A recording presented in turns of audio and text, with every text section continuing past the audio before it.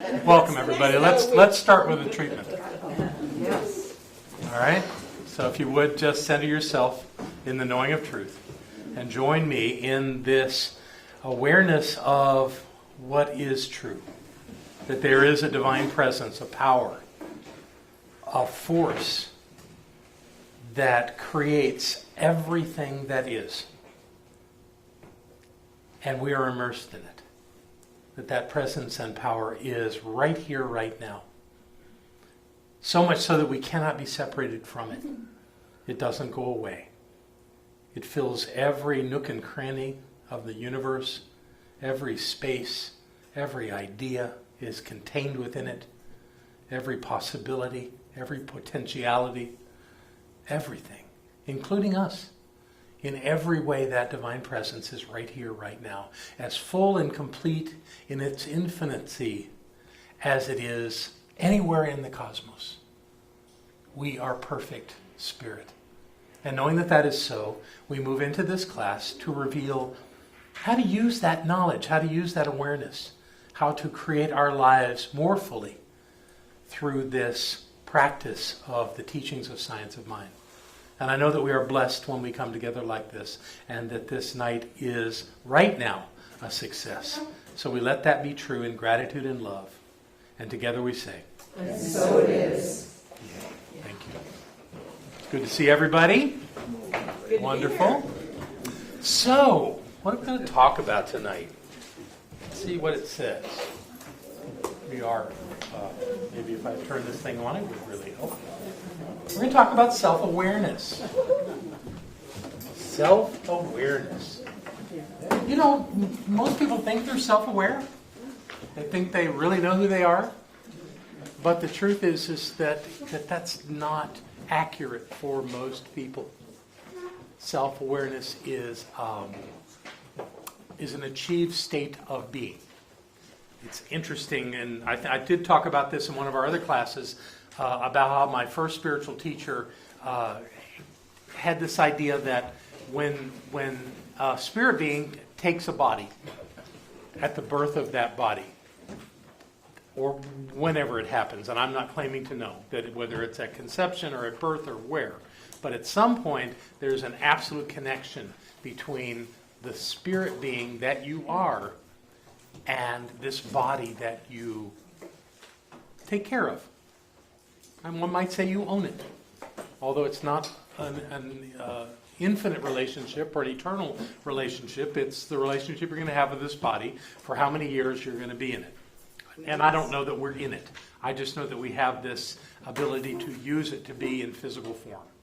So in doing that, what I talked about before was this idea of not knowing. That we set down our awareness of all and pick up this body and cry and have this urge for food and to poop and to do all the things that we do in that body early on. And that from that point, we learn the ways of being on planet Earth and being human. The truth is that's not who we are, but it's the game we play to be in this experience of life. So we do what he called a not know. And then we start picking up information as we evolve in this experience of being human. And at some point, we realize what we've learned isn't working so good.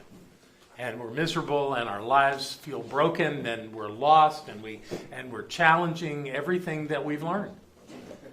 And things start shifting, and we start learning that there may be some other way to see the universe. Now, this isn't for everybody, but it certainly is for us here. That we have all done that, or you wouldn't be sitting here.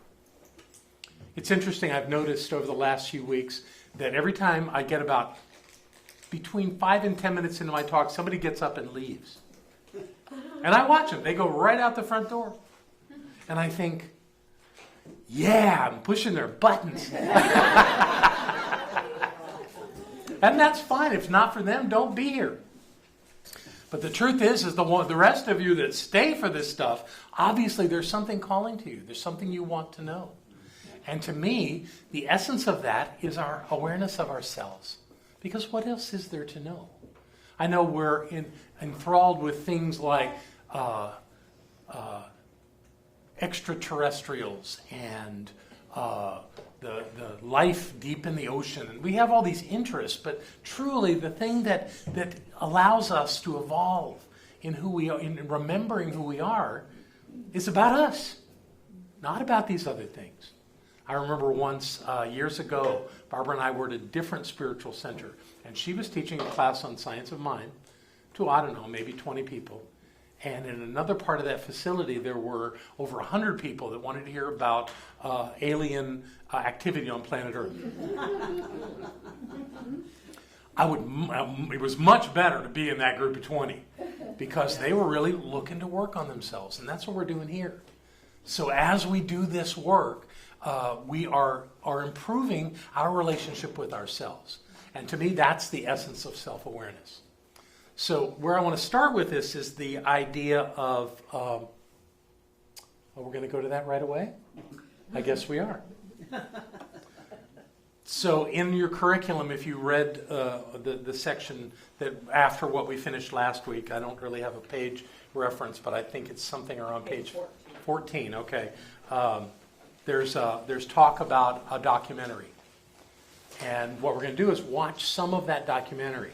So what's on your screen right now, on the screen here, and if you're watching somewhere else the recording of this class, what you're getting is a website. And that website will take you to the video we're going to watch. We're obviously not going to be able to do it as part of this class because people have intellectual rights to this material, although we do have permission to show it here. So anybody can go to that website and watch the entire video. We're going to watch the first 20 minutes of this video. So How long is the video? I don't know, but we're going to watch 20 minutes. First of all, the disclaimer. This is a very Eastern look at the structures of life. It's pretty intense. I'm not asking you to agree with all of it. It comes from a culture much different than ours, yet it is fascinating. So I ask you, who has a thought of something that came to them as you were watching this that you'd like to share? Anyone? Yes. Learn to die to self before you die in your body. Right. Yeah. What'd you get from that? Well, I know in my path, and I don't know if this is everybody's path, but I love a description that I heard before that we start out as an onion. And that outside layer is really crunchy and nasty, and we peel that off, and then there's that gooey, weird layer next. And then you pull that layer off, and then there's another layer that's kind of like tough and hard. And then you get down into the other layers and the other layers and the other layers. So we have to die every time we get one of those layers off. And that's the way I kind of look at it. Great. Interesting way to look at it. Yes. Well, that was from Miss Louise Hack. All right. Very good. Sophia? That was really cool, and I'm going to have to go watch the rest of it. It was fun for me because a lot of the stuff that I've been writing down for some of my artistic kind of projects were referenced in it. Mm-hmm. And in fact, it made me think this paragraph that I had jotted down recently. The universe likes puzzles. Every life, every story, every parable, every coming to consciousness, Christ, Buddha consciousness is a puzzle, an escape room. So we should love those parts of us, those beings around us who are in that part of the cycle that is forgetful because they are at an exciting point in their journey and they also need lots of love.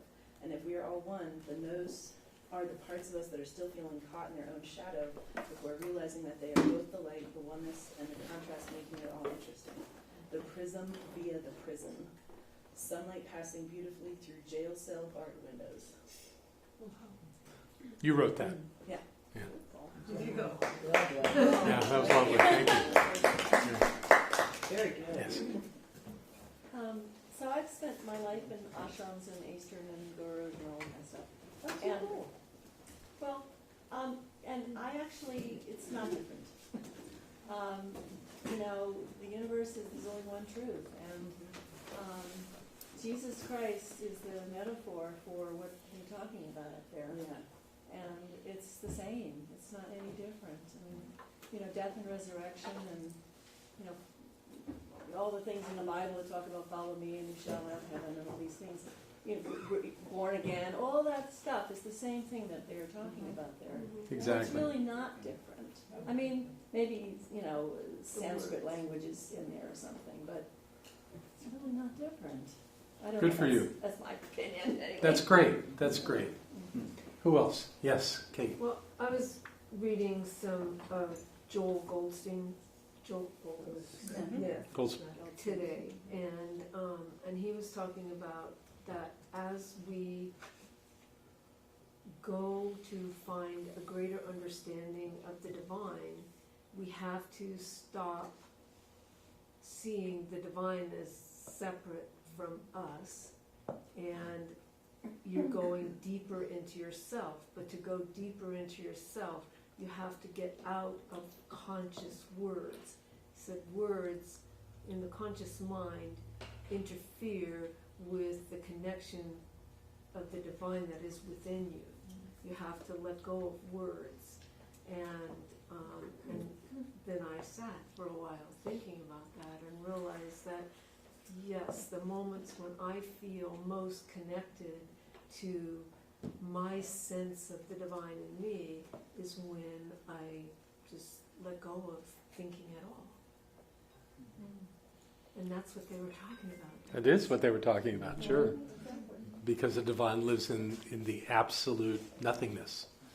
And how can we relate to nothingness? I mean, that says there's nothing there. But yet that's where the divine dwells. Some people say in meditation that it's that moment between the in-breath and the out-breath where you find the infinite. All beautiful ideas, and apply them where you will. To the thing that came to me watching that for the first time was something that I learned when I lived in Australia. And it's a very simple little code that I created for myself, that when I'm stressed, when I'm caught up in this thing called life and the drama of it all, I just say to myself, it's just a game. And when I say that, it all falls away. And all that pressure of things being a certain way and everything working out by some expectation that I've set is all just made up. And that the blessings of life are there all the time as long as I'm willing to look. And when I'm doing my dance of drama, I'm not looking. And that setting down the drama allows me to see it. What do you want to say, Sylvia? That's the way I'm trying to get Brenda to look at, our finances is just monopoly. It's all a game of monopoly, Thought I'd add that. I'm not going to get in the middle between you and Brenda. But I'm sure there's something wonderful there. Yeah. Sophia? As a writer, there was a great thing I'd seen a few years ago that said, now, whenever something goes wrong in life, I just yell plot twist and move on. That would be a code as well. Yeah. So however we do it, the idea is that we have been conditioned in our lives. We were once the little crying baby.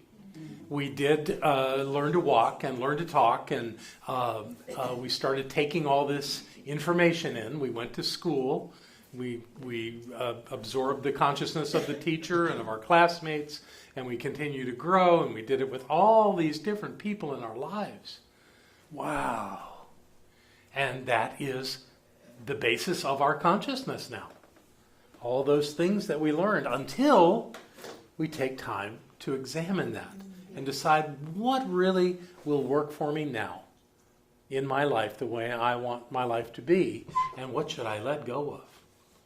And many of the great thinkers said that the journey of life is more about letting go than of obtaining anything. So the process of self-awareness requires a lot of letting go. So we're going to do that tonight. We're in a very minimalistic way. In your materials there, tell me what page it's on, April. 14. Okay, 14. You've got the beginning of an exercise that invites you to think about what it is that you picked up. We'll do this. Let's see. Yeah, we're going to wait for a minute. Before we go there, let me cover these things so I don't have to go back and find them. here are the, well, this is it, the 5 sources that we had that are identified in this particular exercise. The 5 things that are areas where we listened and said, okay, that'll be the way it is. I believe that. And we did it because somebody else believed it. And what they are is family members, parents, grandparents, siblings, cousins, whoever it is, that told us something that stuck. And trust me, a lot of them did it. More your parents and more your mother than anybody. Because that was your early exposure. So the thoughts that parent had, that your mother had, became part of your makeup. Now, that doesn't mean that we accepted everything our mother said. God knows we didn't. We came to a point of about 14, 15 years old where we said, I don't think so. And we started rebelling from those ideas. And that gave us at least a little distance to start looking at how we wanted to see the world. But the underlying foundation of all that was already there. We had already been planted in this soil to receive this new nutrient of thought. And we kind of absorbed it. So that's where we start with family members. And then, of course, our school experiences with our teachers, with principals. I had a lot of interaction with principals when I was in school. Because you were enlightened. I don't know about that, but they all had really strong opinions on things, and I'm sure I acquired some of that. And then, of course, our religious experiences. Not everybody, but many people, most people probably grew up in some kind of a religious environment. Your parents likely had a religion. Some of you didn't. I know that there are times when that doesn't happen, but for the most part, and even if they sent you, because that's what my parents did, they sent us to church. We were sent to Sunday school. They didn't participate that much. But they wanted to make sure that we did. So me and my siblings, we went every Sunday. Then you've got your anybody in the medical profession or anything health related. You've got people that tell you things.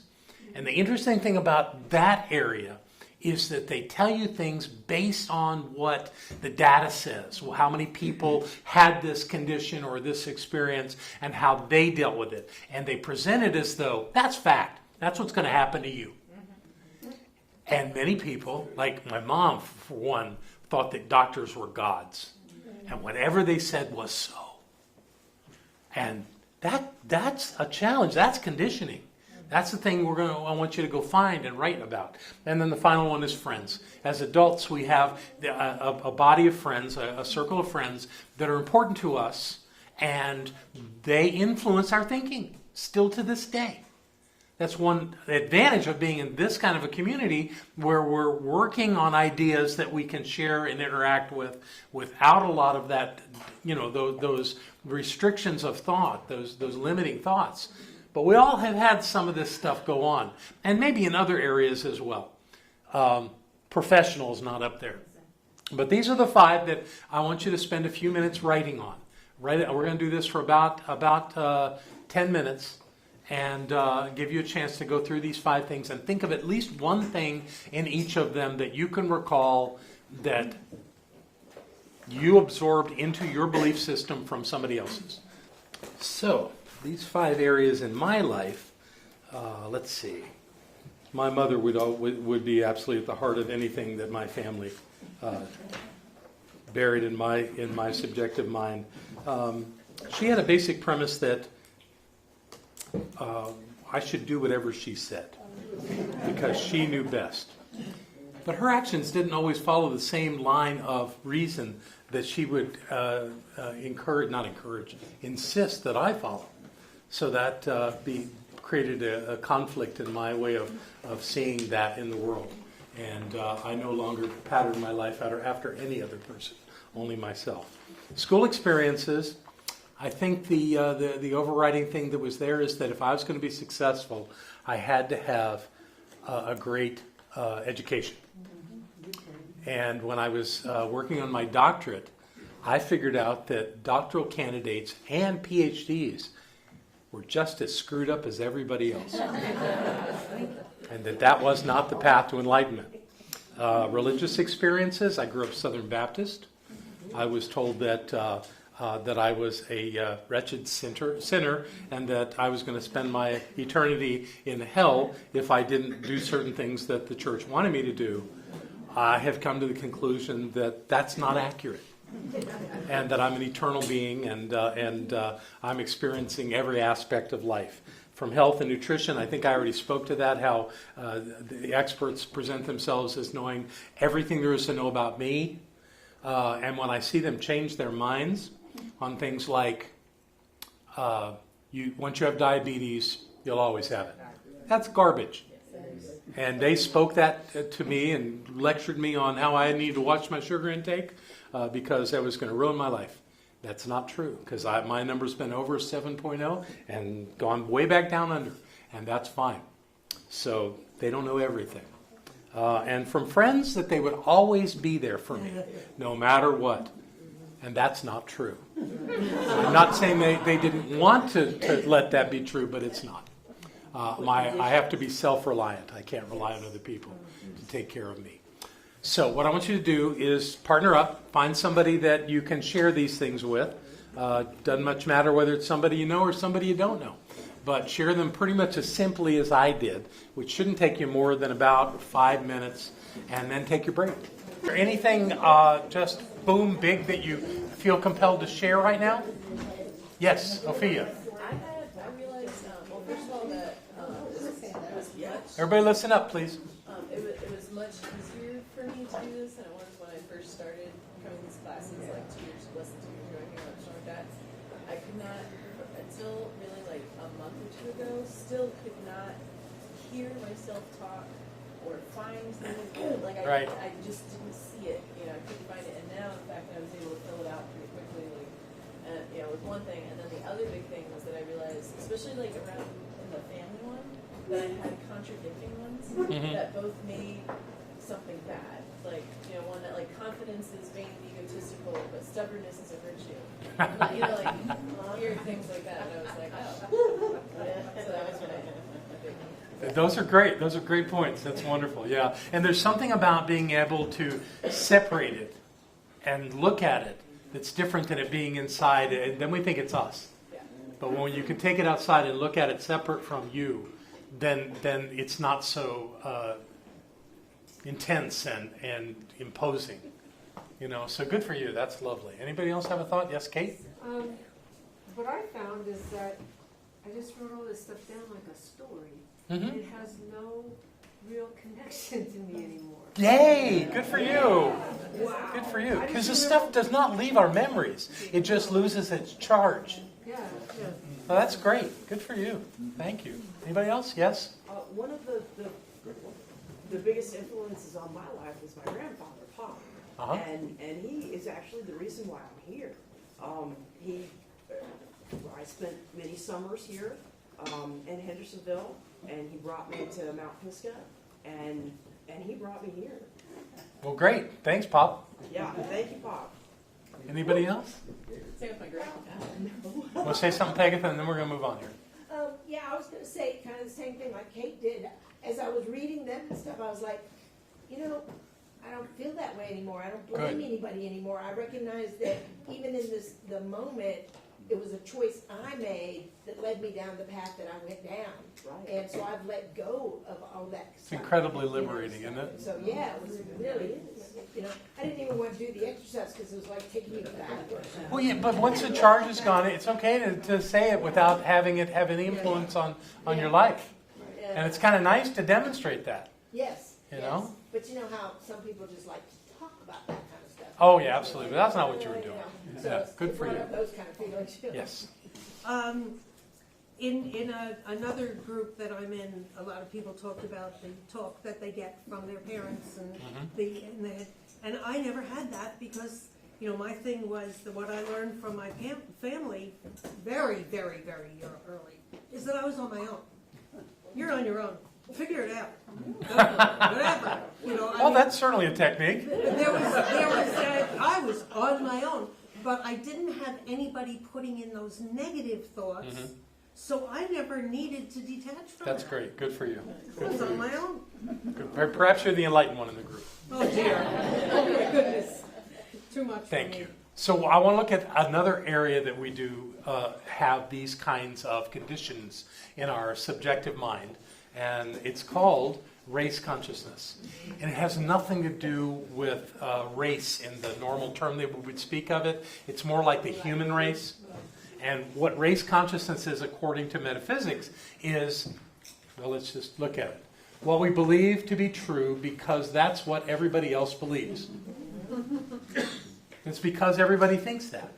Now, it doesn't have to be everybody. Here's an example.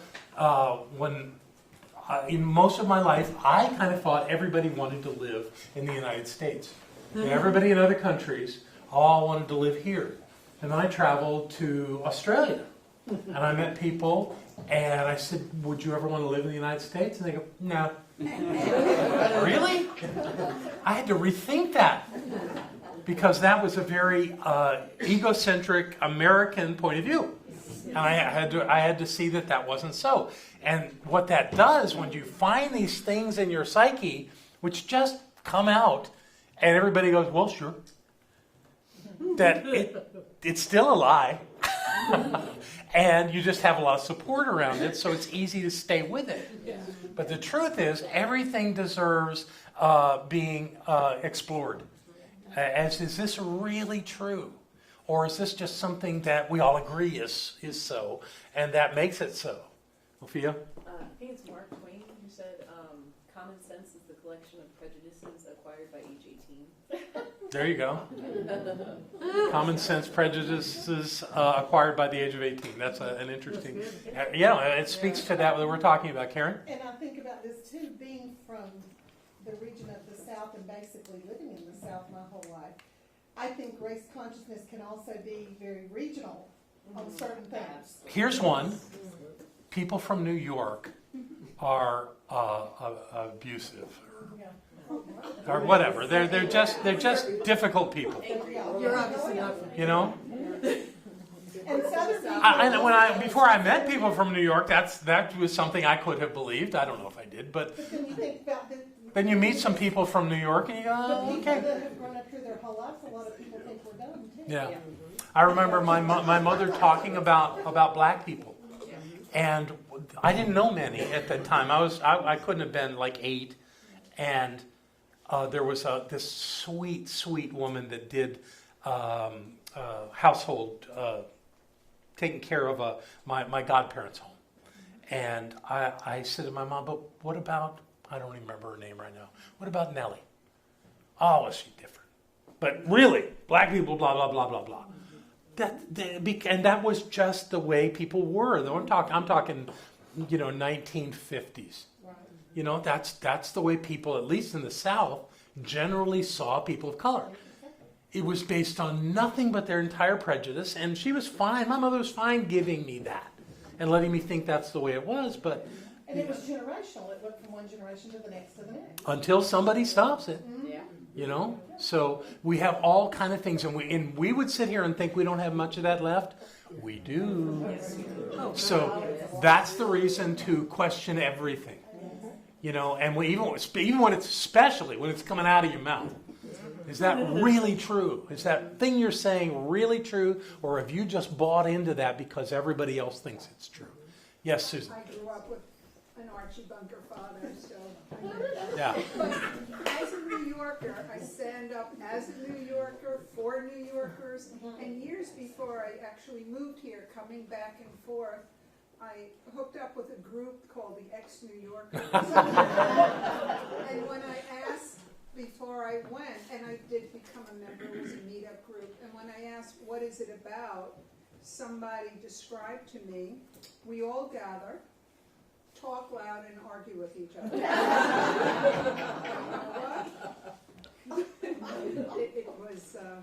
That was a big part of it. But I felt right at home. There you go. Well, there's how it works. We're going to move on. Here. Okay, so that I wanted to include a piece about race consciousness. So what does it mean to be self-aware? We saw the video. We got some ideas from that. Anybody want to explore that idea of what it means to be self-aware? Yes, Rick. For me, in practice, it means paying attention to what I'm doing and saying. Mm-hmm. And as a situation arises, if I tend to get maybe pissed at somebody, or I just go through that emotional, Yeah. to be able to say to myself, wait a minute, what's really going on here? I don't want to be pissed off. And, Good. That's Sure. it's not quite there, but it's. It certainly is a self-monitoring technique. Barbara used to teach this wonderful thing about the second thought. That you can have a thought and recognize that that's not really where you are, and that your second thought is more powerful because it's more conscious. It's less subjective. It's less hidden back in the recesses of your mind, just plummeting forward. You go, oh well, that's not really true for me. This is true. Is a nice cleanup on that. So that's one way to kind of be in that self-monitoring mode, because you know more than your subjective mind knows in that regard about what's real and what you want your life to be like. So that's one way to do it. That's one piece of the self-awareness. So what does it take to develop greater self-awareness? Practice. Detachment. Lovely thought. Easier said than done. Detachment. Which takes practice. Yes. Exactly. I find, like, I don't know, doing things, and I don't know the names of these rituals or whatever, but like when I'm done sleeping, I make my bed, therefore I'm done sleeping, I don't know. And also I've gotten to where when I'm in the shower, I light a candle and I shut the door, and I have, great, I become very self-aware. Very good. Okay. Thank you. Beautiful. So I have some ideas. In fact, I have 8 of them. And that's what we're going to spend the rest of our evening talking about here. Ways of developing greater self-awareness. The first one that we're going to talk about is look at yourself objectively. Look at yourself objectively. What does that mean, or how do you do that? Well, one way is to take a personal inventory. I'm not talking about the inventory in AA. I'm talking about how you perceive yourself and doing it in that detached way so that you can see what's going on in your life. My notes say this would include things like thinking, I'm going to need glasses to do this correctly. Things that you think you are good at doing. It's good to know what you're good at. And knowing what you'd like to improve in your life. Those are both important ideas around that. The key here is to understand what makes you tick without comparing yourself to others. And that's an important piece of the puzzle too. Don't get caught up in comparing yourself to anyone. Your only thing that you're comparing yourself to is yourself. Okay? Update your resume is a nice way to take an inventory. What have you done in your life? And I'm not talking, what we tend to do is we never think about a resume until we're ready to go look for a job. But what an interesting exercise to actually sit down and look and see where you've been, where you were educated, what kinds of skills you've developed, where you've worked, and how you've progressed in your life through that. So the idea of updating your resume is something that would give you a sense of objective self-awareness. Make a list of happy things in your life. We all have happy things in our lives, but when we're distracted into a problem or some kind of drama, we forget. And just keeping a list around of things that things don't make us happy, but we are happy when certain things are going on in our lives. The truth is that we should work on being happy all the time. I don't know many people that have that completely down, but having a list to refer to could only support you in knowing that your life is filled with things that are happy. Yes, Deidre? Does that include memories or just... Oh, yeah, absolutely. Okay. Sure, absolutely. Anything that goes on the happy list, you get to decide how that looks. Okay? So that's our idea of looking objectively. Number 2 is keep a journal. Anybody here keep a journal? Look at there. Fantastic. Okay. Well, when I think about keeping a journal, it's always a very limited thought on what it could look like. So I did a little research and came up with some things that you can put in a journal that would really be functional in being self-aware. It would help us be aware of who we are. One is to write down inspirational quotes from other people, and then follow the writing of that quote with what it means to us, and why it's important to us, and why we think that's inspirational, how we're inspired by it.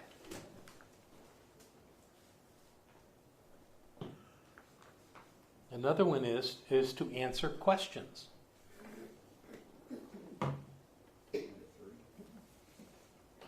Let me see. I've got some questions here that I wrote down. Yeah, here we go. What is most important to you right now? For what are you most grateful? What's new in your life?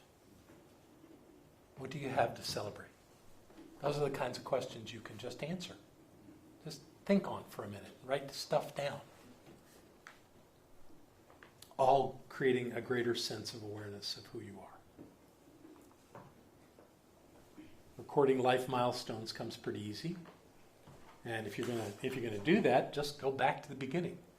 Write down born September 2nd, 1953. What came next? And just creating a list of the major points of your life. I had a teacher once that, actually in this movement, that taught that if you do a timeline on your life, and you start by noting every great disappointment or failure or something that just was really you weren't happy about that happened in your life, that within a short time after that, something wonderful happened. And it would look like they're not connected, but that by plummeting to some difficult time in your life, that what tends to happen is that we find ourselves in some wonderful circumstance beyond that. So writing down your milestones is one way to see how much good is going on in your life. And trust me, you created all of it. No matter who the characters were in that experience, you created all of that, or it wouldn't have happened. Reflect on important memories. You can just go down memory lane and remember people and places. It's interesting, memories don't tend to be action-oriented.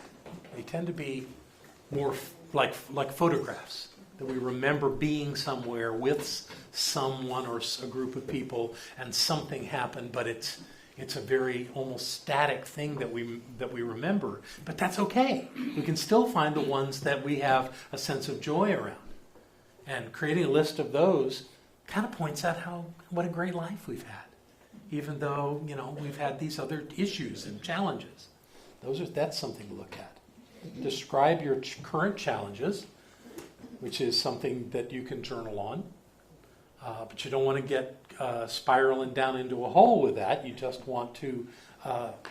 It was the thing I was talking about earlier. When you kind of objectify those challenges and move them away from you, and writing them down can actually create that kind of a dynamic that we become a little more objective about what they are and how they really don't control us. It's just a condition.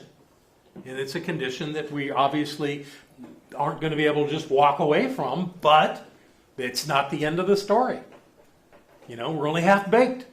No sense in thinking it's over. It's not over. It's just where we are. So we objectify it and see it, and maybe it's a little easier to see what the next steps are around that once we've separated from us. Yeah. Describe your current challenges. I could say my current challenge is poor vision, or I could say my current challenge is to improve my vision. There you go. It's how you. That's my challenge. Actually, it seems I feel you're more challenged by the second statement. Oh yeah. Yeah. So if you want to use it as defined, the challenge is do this, and in our culture, challenge is actually considered a powerful thing. I'm getting in on the challenge. To lose the weight or accomplish this or that. I accept the challenge. So Create your own challenges. There you go. State what your challenges are and embrace them and move forward with them.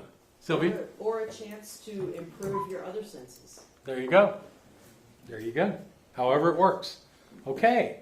Record expressions of gratitude. I've done that. I've actually had a gratitude journal where I just every day spend a few minutes writing down what I was grateful for. And it was interesting to me how it didn't have to be redundant. I didn't have to keep saying the same things over and over again. I maybe would go deeper into them to realize that, yes, I'm grateful for this thing in my life, but I'm also grateful that out of that I get this and this and this.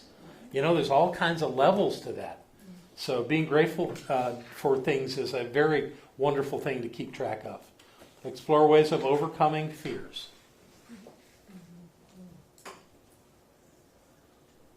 Which means you got to say, what am I afraid of? And sometimes we know right up front what we're afraid of. Everything we're afraid of is only because it's unknown. That's why the coronavirus is such a big deal. It's an unknown. That's the only reason that's going on. If we look at it, there have been more people that have died in the United States during the time that the coronavirus has existed.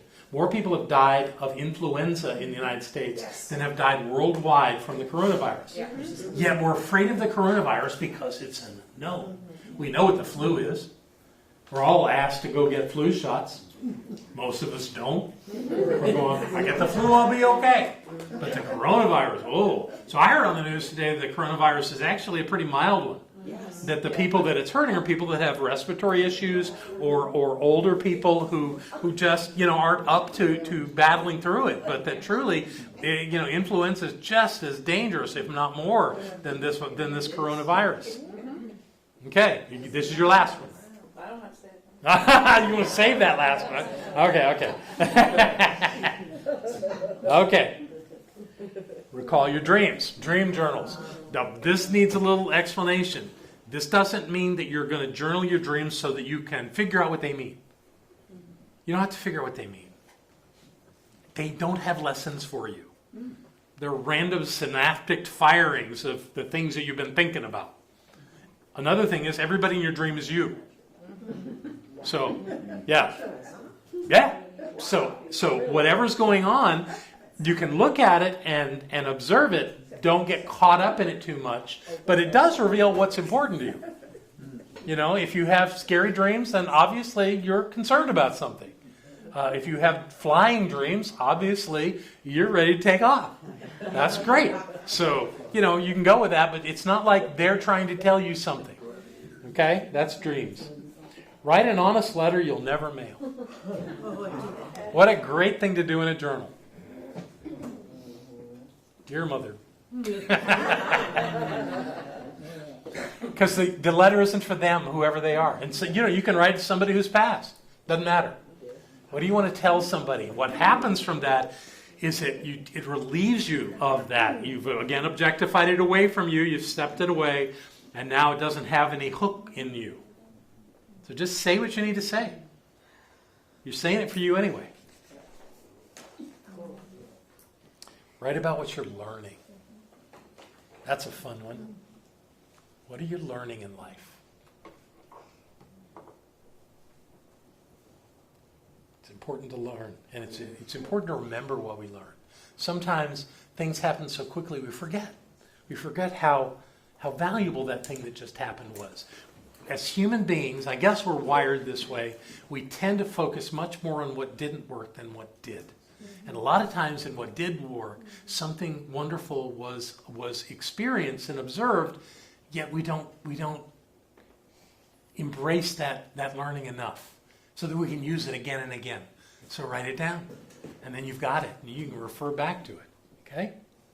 John, my nephew that used to be in science research, they wrote down everything that was wrong so that they knew what was wrong so that they wouldn't go back and do it again. Huh. So maybe we could Wonder how that worked for him. It did because they knew not to try that particular thing again. Well, that's true. I mean, that's Edison's light bulb process. As long as you're clear that you know all those things don't work, you don't need to do them again. You're going to focus on something new. You do it that way. Okay. Create a list of favorites. How do you spend your time? What's important to you? What's fun for you? What TV shows do you watch? What movies do you see? What types of foods do you eat? All of that reflects on your personality, right? So there's value in journaling on that stuff. That's kind of revealing. Okay, that's our work with the journal. 3, explore the ideas of a personal purpose statement. I could do an entire evening on this. I have, you're right. But we're not tonight. Tonight I mention it because I think it's important for people to know why they're here. Rumi wrote some great words around that. Saying that if you're here doing something that other than what you've come to do, you're wasting your time. He compares it to taking a dagger of the finest steel and hammering it into your wall to hang a gourd on. Wow. Yeah, that's how and what he said was that it doesn't matter if you do 1,000 other things that are wonderful. If you're not doing what you came to do, then you're wasting your time. And it doesn't matter. So do what you came to do. And the only way you're going to do what you came to do is by creating a statement that speaks to that. And what I found out when I wrote my vision statement, or not my vision statement, my purpose statement, was that I'd been doing it all along. I just had never articulated those words.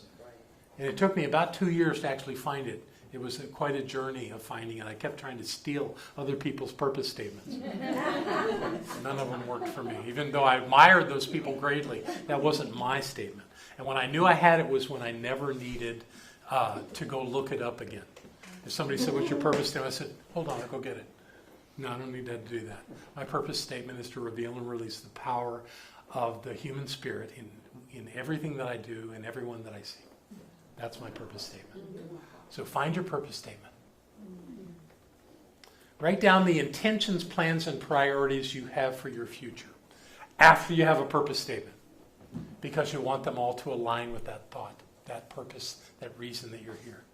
They don't have to be about the purpose, but they can't be contrary to it. They can't oppose it. And some people do that. They go, oh, I want to do that. And no, I want to do that. And they're not really bringing it all together to make sure it's all one cohesive path of life. But it's great to know what it is. And I intentionally did not use the word goals because I don't do that. But I actually adopted something from Tony Robbins, the famous motivational speaker. He doesn't use goals either. He uses the word outcomes. Because you can say, I didn't achieve a goal, but you always got an outcome. You always got an outcome. Okay. Take time at the end of each day to self-reflect. And here are some questions that you can ask yourself in that moment of self-reflection. What am I doing that works? What happened today that really, really works for me? It's like finding your wins at the end of the day.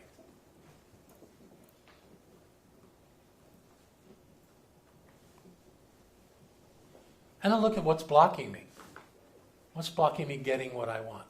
What did I do today that got in my way? I don't know about you, but I have plenty of things that I do that get in my way. One thing that I definitely do that gets in my way is that I focus on what's urgent and not what's important. The ringing phone gets more attention than doing something that's going to make a difference.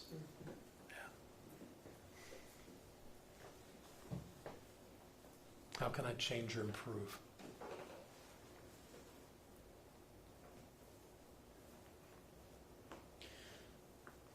Because we all can. None of us is done. None of us have it all figured out. We're still on the path. We're still refining that we are. Oh, we made it to 5. Let's look at 6. Practice meditation and other mindfulness activities. Anybody here meditate? Oh, good for you. That's wonderful. There are other mindfulness activities you can do. And I'm going to give you some. Whoa, whoa, whoa, whoa. Bless you. Okay? Start your day with gratitude. It's great to be grateful all day long, but there's something about waking up with gratitude that sets your day, that gets your day going, and holds you at that higher level all day long. And when we know what we're grateful for, we are more self-aware. Do a mindful body scan. Well, this takes me back to Australia. All you have to do, and you can start at the bottom of your feet and just work your way up and scan your body. You've done this. You've had guided meditations where somebody takes you through every segment of your body. And you can feel it. You can feel yourself putting your attention on the different parts of your body. And what I was taught to do was see where the energy is imbalanced, where there's something that's a little off, and love it. Love it back into balance.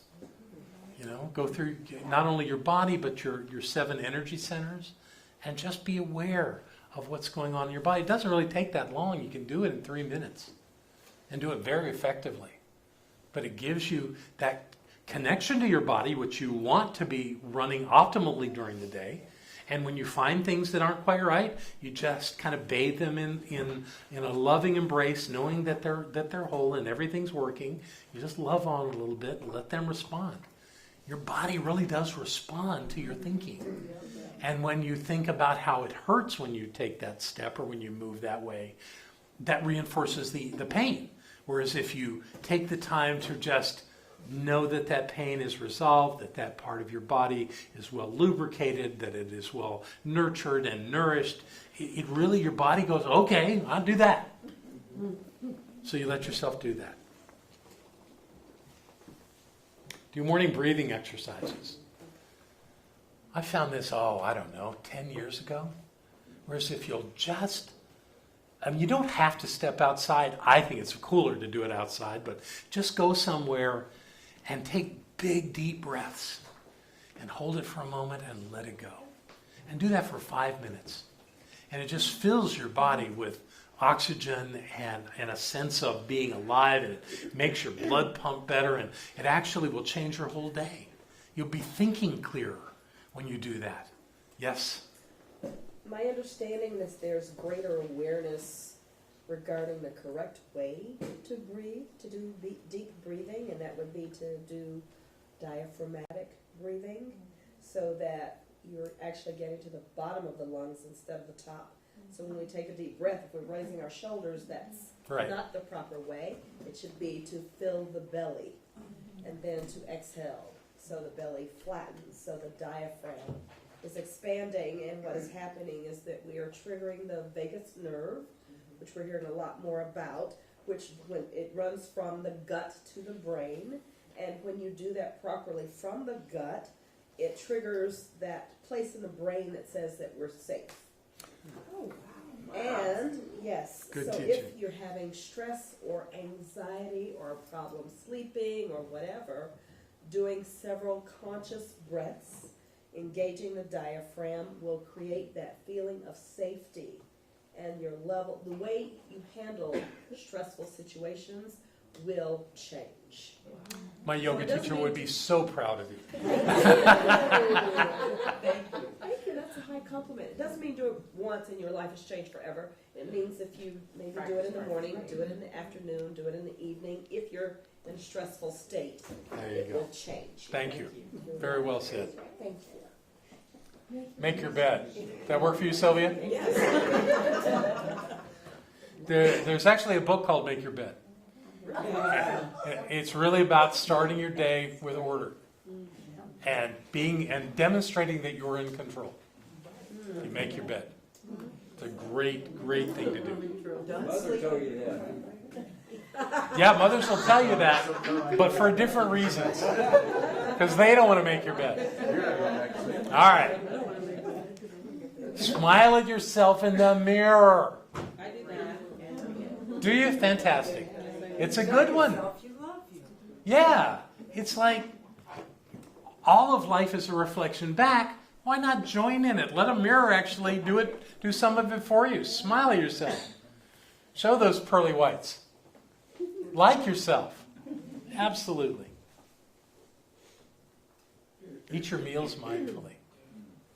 No racing through a meal. I'm talking to me. I don't have time. I don't want the food to get cold. Your tummy's going to warm it right back up. Enjoy your meal. Enjoy the fact that that's part of nourishing your body. It's an important part. It's not the most vital part. Breathing is. But because you got to do that more regularly than you do eating. But when you eat, just be mindful of what you're eating. I believe that when we're mindful of what we eat better. We eat better foods. Because we're going to sit there and absorb them consciously into our body. And that we'll actually put things that are better for us in us.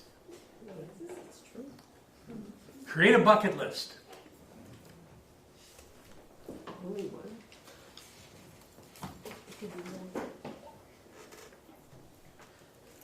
Good to know what else you want to do in this lifetime. When I teach classes on creating plans for your life, I always have people going out at least 20 years. People go, why should I do that? I'm already 70.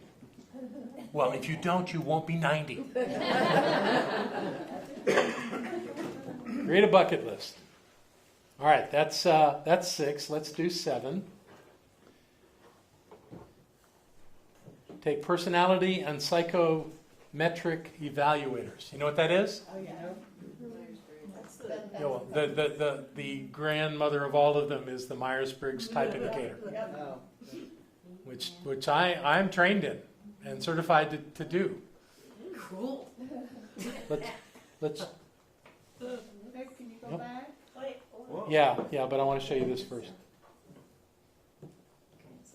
These are the 16 different types in the Myers-Briggs. That's who knows who they are, what their type is. What's your type? INFP. That would be INFP right here. You're the mediator. It says you're the poetic, kind, altruistic one. She smiles. That works. I was also told we're the hardest to live with. I don't know if that's true or not. Well, probably for somebody that doesn't want mediation. What's yours? I'm an EMFP. ENFP. ENFP, the campaigner, enthusiastic, creative, and sociable. Now, you get this by answering a whole litany of questions that actually determine which of these 16 categories you best fit into. It's not that it nails you to that and you're none of the rest. You're all of it. We're all of it. This is just our preferences. It's sort of like if you take a pen with your left hand and write your name, it's not going to be as pretty as it is with your opposing hand. If you're left-handed, it would be right with your right hand, or right-handed, you're right with your left hand. It's not as easy, but you can do it, right? Yeah. Same's true here. You can do all these things, but something is your preference. What's yours, Karen? Something that was cool about me. I took this before I started coming to this, Mm-hmm. and I took it afterwards, and mine changed. Did it really? Oh, yeah. They swear they don't change, but I've seen others that have changed with it too. Mine changes frequently. Yeah, mine is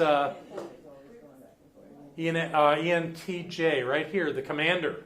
Bold, imaginative, and strong-willed. Ha! So you could go, I'm not any of those, but you are. You have preferences. Therefore, you're going to fall into one of these categories. Lisa? I'm also ENFP. Congratulations. So that's your Myers-Briggs. The other one is the Enneagram that many of you probably know about. And that has 9 different possibilities, and through, again, a bunch of questions that you would answer to determine which one you are. And there's tons of these things. There are many other ones that you can use. And they are revealing. And it's not like they're making you anything. They're taking the information you give them and saying that you tend to be in this category of preferences in your life, in your personality. Did you ever do the Lucia color test? No, but there's a ton of them like that. Really interesting. So I just wanted you to get a sense of what that was about. And you wanted to go back to that. You wanted to see how to spell psychometric. Yeah.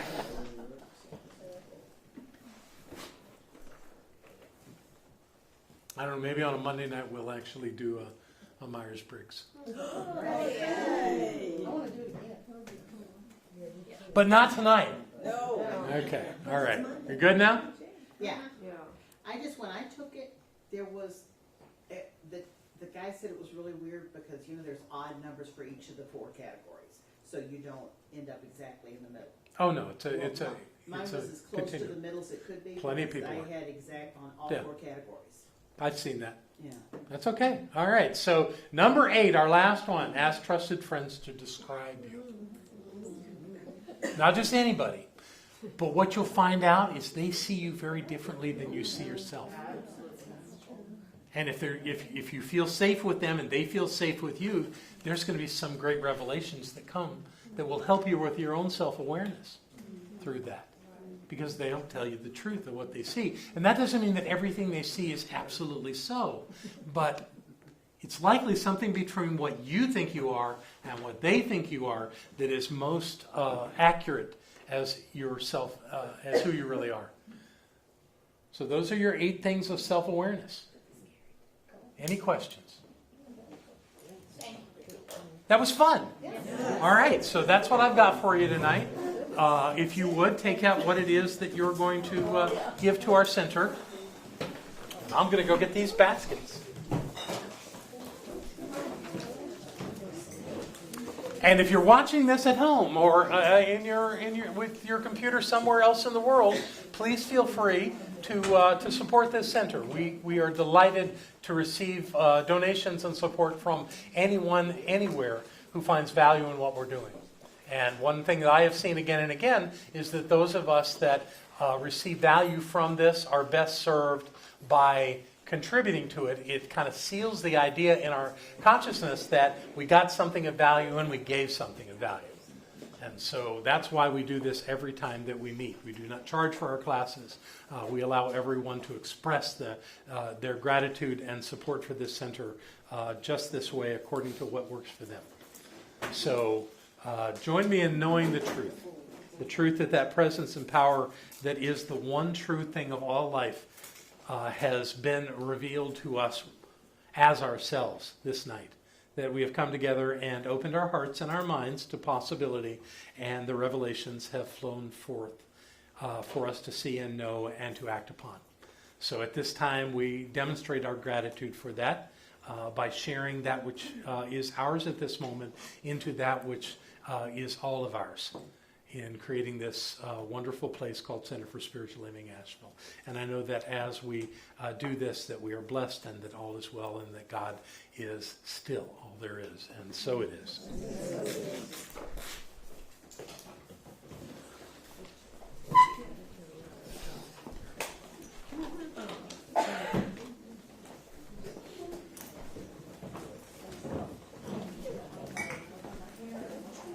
Let's stay focused here for a second, folks.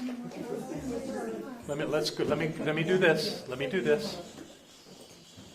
This is a sacred time for me. Thank you. Thank you very much. Thank you. Thank you. And thank you.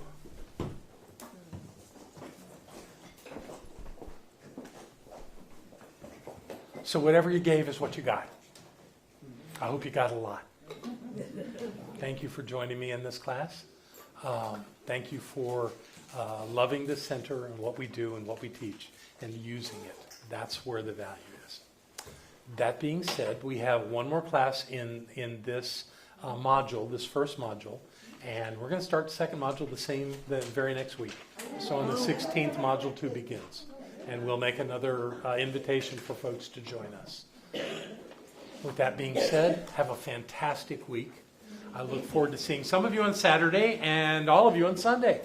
Have a great week. I love you. Hi, I'm Barbara Waterhouse. And I'm John Waterhouse. Thank you for watching this message today. Through our website, cslasheville.org, we have over 1,000 messages, classes, and New Thought books, all to download at no charge to anyone. Producing this incredibly valuable collection of ideas is really making a difference in the world. It's changing lives everywhere. Please go to our website, cslasheville.org, and click the Donate button. You can support this life-changing ministry, and when you do, we'll send you a note of thanks and also put you on our daily prayers. By doing this, you're helping to raise the consciousness of people across the entire globe. We're changing lives together, those lives that are being more prosperous, more healthy, and more joyous. Thank you for being a part of this important work and supporting what we do here at CSL Asheville. Thank you.